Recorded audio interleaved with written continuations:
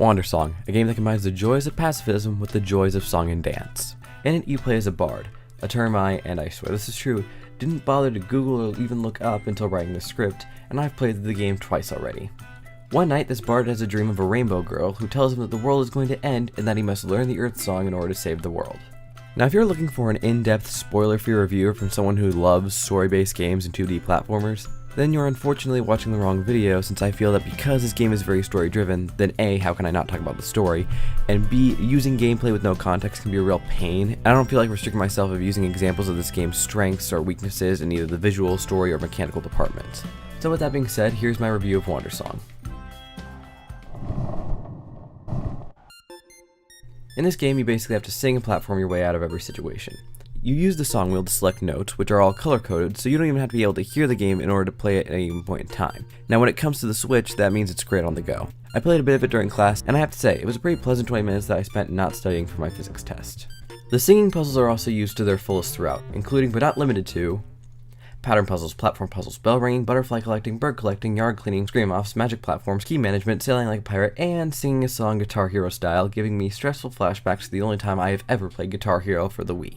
Originally, I figured that the song mechanic would either fade out or only show up in the spirit realm, but then it just kept showing up in different forms, mind you in very different ways that kept the mechanic fresh, but I was shocked at how much they were able to squeeze out of the seemingly simple mechanic. One criticism I do have is that there are new ideas that are given, used a bit, and are added onto very much, so there aren't many combinations of mechanics giving you a more challenging puzzle to solve. Now the difference between this game and a game like Celeste is that Celeste is more dependent on reaction times. I'd say more than half the time you progress through Celeste through sheer trial and error, because it's less about thinking and more about pure luck. If Wandersong would have gone and pushed itself a little further with puzzles it gives you, I think the game could have been longer without feeling like it's padding out the time it takes to complete it, and not feeling like every idea isn't just thrown away. Because the puzzles shown are never about repeating the same action over and over again hoping for a different result, but trying different things to see what works. This would have given the game a better balance of storytelling and gameplay as well. Speaking of,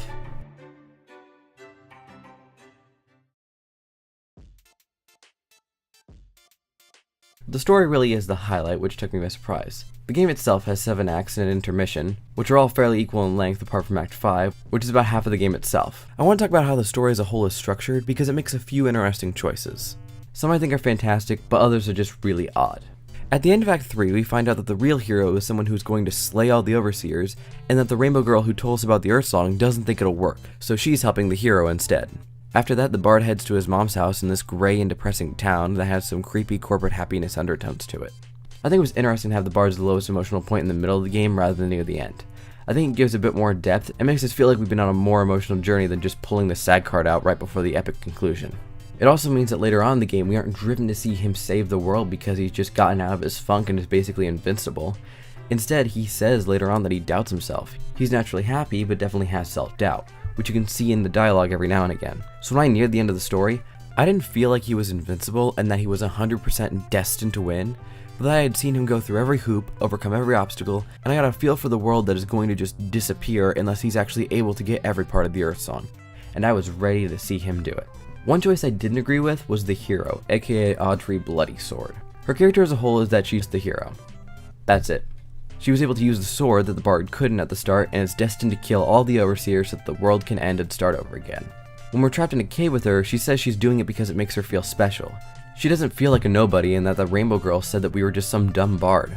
We make a deal with her to help get her out, but she has to stop killing the overseers.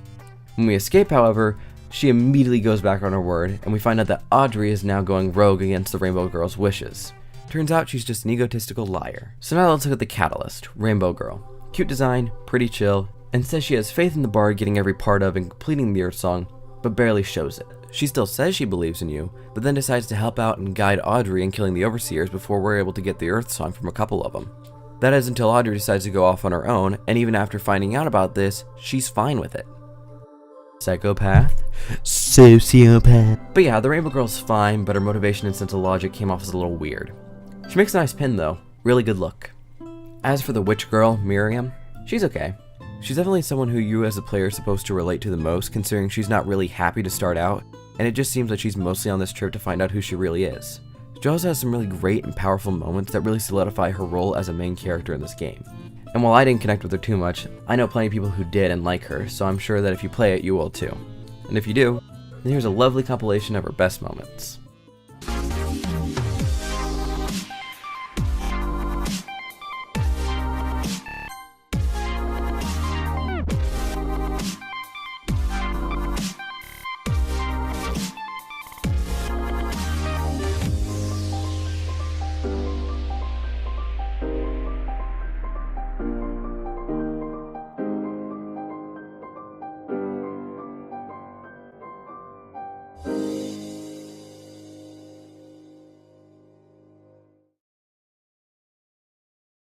As for the rest of the characters, they tend to just show up in one act, or even just show up in the background in other acts. But the game actually gives depth to these side characters, and through dialogue it tells the story of the places you visit. Whether that be feuding kingdoms, a small town overrun by ghosts, a pirate who then overtakes a ship, turning him from a side character to a central character for about 5 seconds, or Ash. Ash was by far my favorite character since she, and I didn't realize that they were a she until the end credits. In my defense, that hair was clearly taken from Danny, from Game Grumps. She wasn't only introverted and reclusive, but was just like that. Her mom died, but even after speaking to her again and performing on stage alone in her honor, she's still really quiet and low energy. She clearly feels better about herself afterwards and has developed as a character, but it's not an immediate 180 in personality change, but just a boost in confidence. Even when we see her later, she's still mostly the same person, but is definitely happier than when we first met her. I really related to her and just really loved her character arc as a whole. Hence why I've basically been pestering Greg Lobanov, the lead developer of the game, to give us an Ash t-shirt or lapel pin. Please? What if I made a nice little edit of her best moments?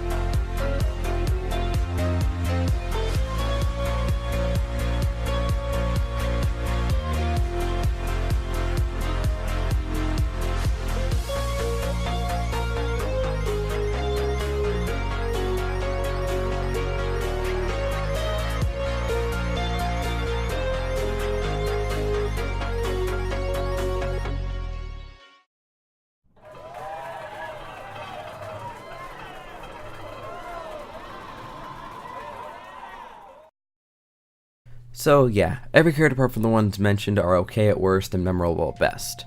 However, there's a bigger issue at hand. The true chaotic neutral to this game. Dance.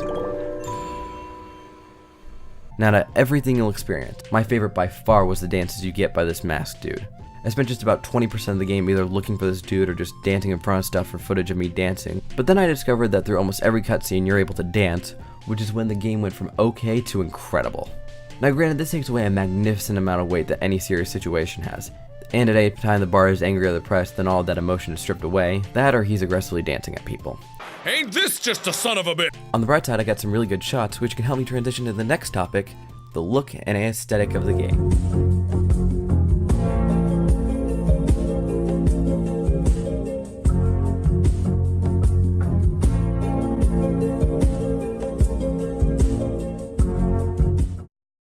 Now, as for the look, yeah? Okay. I just got sent a description of the game's art style along with an expensive photo of an American president.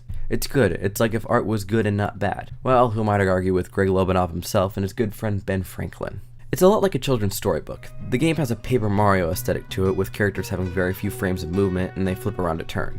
Now, most games that try to keep to one aesthetic or style will then have this glaring problem when they try to show something that's integral to the game, but then feels out of place. Sometimes it'll work in the game's favor, playing up an intense moment and showing the power of a villain or some attack, or it can throw the entire feel of the game off in some way. It's a double-edged sword that I feel Wandersong didn't bother to pick up. Granted, there's a moment or two where you feel that something is out of place, but the game as a whole is pretty much always consistent with the art style and presentation of its medium. I'm no art critic. For some reason, my brain wanted to use IKEA's kids area to explain its art style, but I feel some games with simplistic art styles do this and it just leaves a bad taste in my mouth. So I thought it was worth mentioning as something Wandersong did very well. However, the game is very low quality when it comes to pixels. It may be because I ran it on a Switch, but I thought I'd point it out since when I started the game, the Humble Bundle logo looks like it runs at 480p. Now for the other thing I have a completely unqualified opinion for, the music. The game's soundtrack is by A Shell in the Pit, and it's sufficient while playing the game. None of the tracks really stood out to me in-game by themselves, but I had to listen to some of the songs on Bandcamp, and I have to point out a few things. Cheery vlogger music.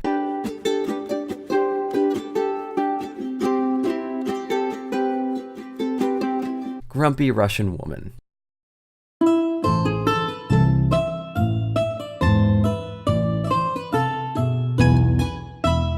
I'm not crying, you're crying.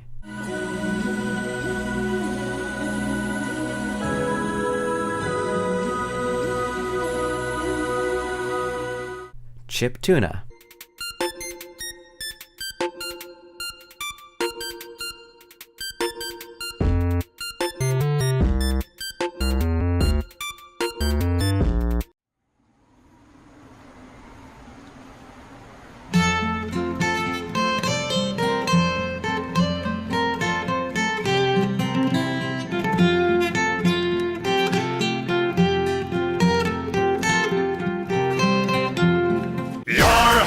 Grumpy dubstep.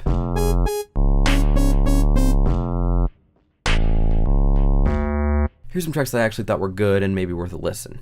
As I said, I'm no critic of the fine arts to any extent, but if you're looking for some of the better tracks, give those a listen. It's on iTunes, Spotify, Bandcamp, and YouTube as well.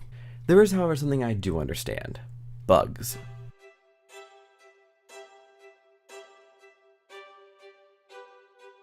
Now, I'm playing this up like it's some big, massive issue in the game, but in reality, there are very few bugs I came across, and the ones that I did could easily be patched. And surprisingly, the largest victim of this is Act 6, with visual glitches, disappearing birds, and wind that changes direction when the camera centers out. What's even better is that I didn't get my first playthrough of Act 6 recorded and then had to go back and play it again. Fun. Other than that, and some juicy words, which is what Greg called it and I will now be using from now on because I love that phrase, the bugs are definitely not detrimental to the experience.